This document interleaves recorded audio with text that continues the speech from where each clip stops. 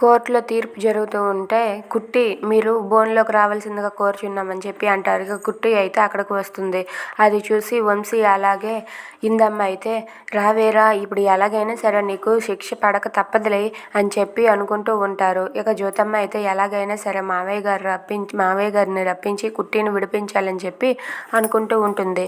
ఇక నారాయణ దాస్ అయితే ఇలా వాదిస్తూ ఉంటాడు. సార్ మీరు అక్కడ మేము సాక్ష్యాలు పెట్టాము. ఆ సాక్ష్యాలు మొత్తం గ్యాదర్ చేసి తీసుకొని వచ్చాము. ఈ కుట్టియే నేరం చేసిందే అని ఆ సాక్ష్యాల్లో ఉంది, చూసి చెప్పండి సార్ అని చెప్పి అంటూ ఉంటాడు. అది విన్న కుట్టి అయితే కంగారు పడుతూ ఉంటుంది. ఏంటి నేనేం తప్పు చేశాను, వీళ్ళేమి సాక్ష్యాలు తీసుకువచ్చారని చెప్పి అనుకుంటూ ఉంటుంది. ఇంతలో జ్యోతి అయితే సార్ ఒక్క నిమిషం, మా దగ్గర ఐ విట్నెస్ ఉంది అని చెప్పి అంటుంది.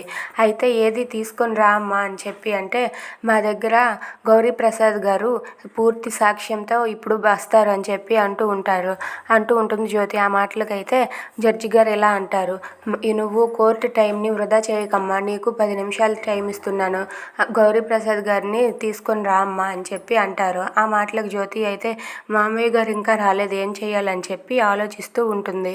Thanks for watching friends, please subscribe our channel.